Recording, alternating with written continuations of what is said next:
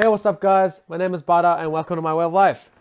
And sorry I haven't been posting. It's been like a month since my last video, but yeah, I've just been really struggling to make content that I'm really happy with.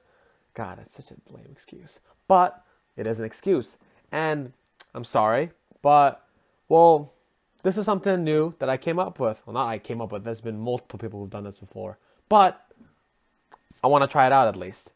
Basically, as you can see here, there are 10 topics. And every video, I would spin this wheel, basically, and randomly it will pick one topic for me to talk about. And I will basically talk about it for like 8 to 10 minutes and as we go on. And the next video, and then the topic that gets picked will get swapped by a different topic I'll find for the next week. And it's just a continuous loop of content, basically. And so, there we go. Let's spin this wheel. And if you can see on the right, you can see all the topics that are actually at hand. And let's see what I get this time for this video. Interesting. Things that I'm tragically bad at. All right. A lot of things actually. Failure is a very big part of my life. Let's start with number one, music. I am absolutely tone deaf. I cannot hear notes. I barely know how to read music, and I just have no interest in music at all or art. I can't draw. The art I draw is like stickman and like, yeah, that's just not a good idea. I used to like trace, like you put the paper against the screen and then you like trace over it. Not a good idea. I was horrible, just absolute trash. But you know, it is what it is. It's not something that I'm interested in, so I don't really mind being bad at it. Something that I mind that I care about, but I'm still tragically bad at, is just anything under pressure. Like I have horrible experience with pressure. It's just when it's like a pressure situation and I have to make a quick decision, I always make the wrong decision. Like I have so many stories of me failing. And one example, just overall, like there's a story. It was my basketball game. It was the finals of our basketball game. And it was tragic. Basically, we got to the finals of our basketball tournament, and it was our team against the other team, and it was a really close game. And we fall behind a little bit, and then we brought it back. We were up by 3 points, and we were like, okay, we got this. 8 seconds left on the clock. We're up by 1 point. I get the ball. I'm freaking out. I don't know what's going on. I played the best game of my life that season. I was doing so well until that moment. I was so proud of myself. All my friends and family were like cheering for me. I was like, "Yeah, I'm doing well." They got the close, but they made the difference between the points by 1 point. I got scared. I don't know what was going on. My friend passed the ball to me. I freaked out. I don't know what was happening. My friend was running around. I tried to pass it to him. Someone stole the ball. They scored. They were up by 1 point. Oh no. 3 seconds left. All right. I am freaking out. My friend passes me the ball. I run it down the court. I get there. I do a spin move. I take the shot. Completely whiff it. Missed the shot. Lost the finals. Just absolutely tragic. I still get nightmares about that, man. It was one of the biggest failures of my life. It's just tragic.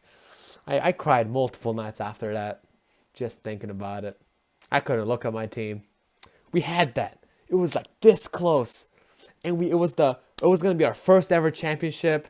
And some of my teammates I've been playing with 7 years. We always get to the finals and we always lose. And that was the one we had it, and then we missed it, and I messed it up, and that was tragic.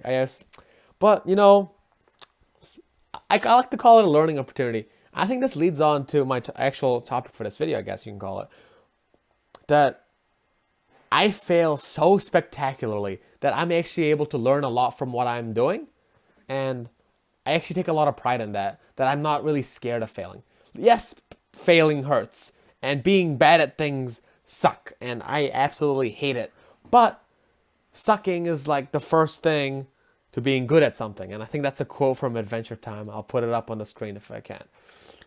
And yeah,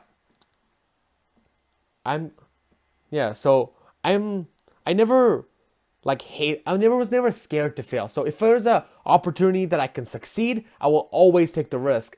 But if I end up failing, well, it happens, right? It's better than not doing anything at all, because that's just, and then you're just standing still. You're not improving. You're not going down. You're probably going down because there's nothing happening.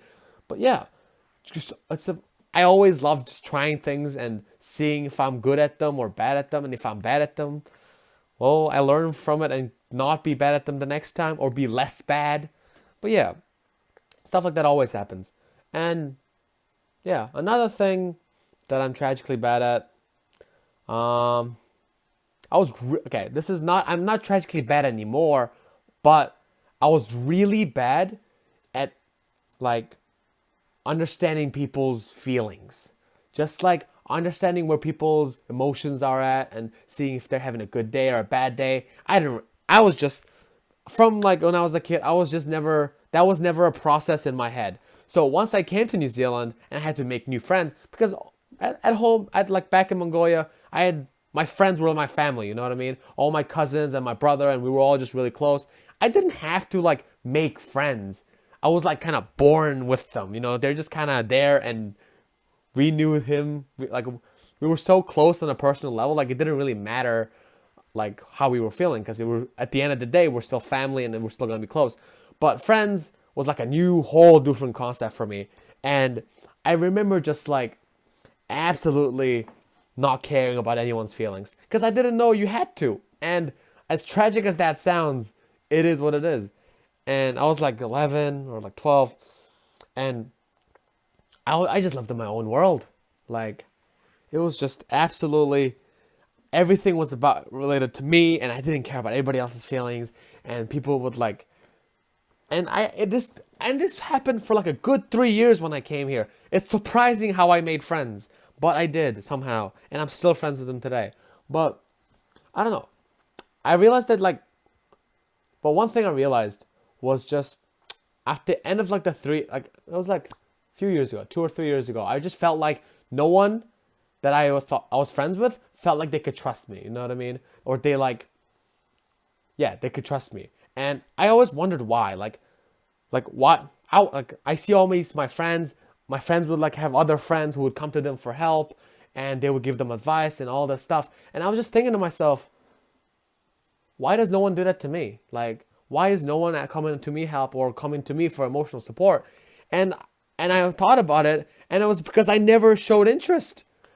I never cared about what they felt and how their day was, and it was tragic. And that's when I realized, okay, this is something I gotta work on. And yeah, so I had to work on it. And biggest way, because we're in high school, right? Because this is me in high school. I don't know what's going on, and I was like, huh. I need to get better at learning how to read people or understand people's feelings, and if they're and like adjust myself properly to them so I can be normal in social situations. And have other people who actually trust me and make good relationships, because I felt like I didn't have that, you know what I mean? And so it got to a point where I was like, okay, I gotta get better. This is getting bad. I feel like I have no one. And so I started getting into drama. Like, not like the drama, like Shakespeare drama, like just high school drama. Like, oh, she likes her, bad, that. Because in drama, like, because we're still teenagers and our hormones are going crazy, emotions are everywhere, man. Everyone's feeling down, everyone's happy off the moon. Like, it's just a roller coaster of emotions. And I was like, I feel like that was the best place to like understand emotion and all that stuff. But I was never like the drama wasn't about me. I just watched everyone else get into drama. Like, I'll be like, okay, that guy's like going out with that girl, and that girl used to date that guy, and it's just all this drama. And people got really hurt. And like, it's like, oh, it's just high school drama. But like, to them, this was like life or death. And it's like deep feelings that were coming out because it was genuinely hurtful to them. And when I was in there, like, I can realize that, okay, these people are genuinely getting hurt. And I started analyzing why. And I started to realize that these people, my friends and stuff like that, have these feelings that actually get hurt. And there are consequences to their hurt feelings. And when people, yeah, and it's just like, it was a whole new world for me, and I just didn't understand what was going on. But as I was, I don't know, residing in the drama and just being surrounded by it all, I got better at it. You know what I mean? I was like, okay, now I can see that that person that doesn't like that person, or I can see that that person's not having a good day, or, you know, okay, that person's having a really good day, or stuff like that. Because when I'm surrounded, it's just like learning the little things. It's the body language. It's the what do you call it? It's the body language. It's the eyes, and it's just how they talk to you and all this stuff. And sometimes you just can just feel it. And as you do, it's just like practice. And as bad as that sounds, you practice getting like reading people and understanding how people feel. Because, and then it's your choice on if you care or not. Because at first I can't care about something because I didn't know it existed. I didn't know, it wasn't part of my brain. But now, as I was understanding, and people are having these feelings, now I have a choice. I have a choice if I should actually care for this person's feelings and actually help them out, or if this persons are not like, I don't know, if they're just overreacting, and if I should just let it go and let them deal with themselves. And having this choice was actually really good for me, because now I'm able to make deeper bonds with my friends. And I can see that if my friend's actually genuinely hurting, I can be there to help them. And that was one of the biggest skill sets that I've been working on for like 2 years now. Yeah, and that started from me absolutely being tragic at it first. And the biggest thing is like being bad at something. You only realize that you're bad at something when it's put to the test, or like when it's required, when something is required of you.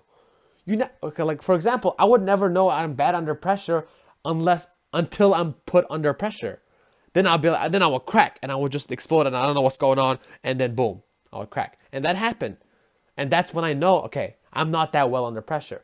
Or when I saw my friends getting good at like having all these deep connections with each other, and they're like asking each other for advice, and but then I realized no one came to me for advice.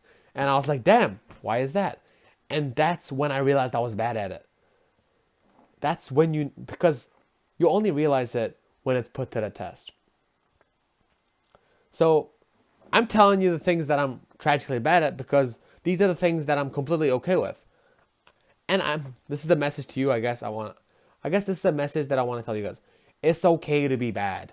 It's okay to be tragically horrific at something.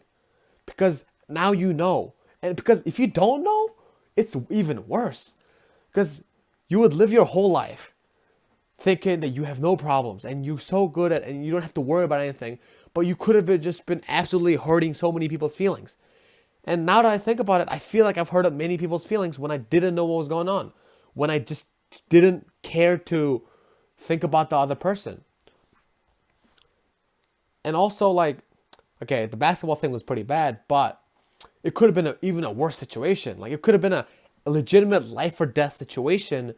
And if I've never been in a high pressure situation, I would have just crumbled, and I could have actually ended up hurting someone. Yes, the losing the finals, the championship could have, well, it hurt a lot, but it could have been worse. And that's the thing. Understanding that you're bad at something lets you know, it lets you prepare for the next time when you're required to be not. So understanding when you're bad at something helps you prepare for the next time, because now you know you're bad at something, you can do something to avoid it, have someone else help you out, or you actually work on it yourself.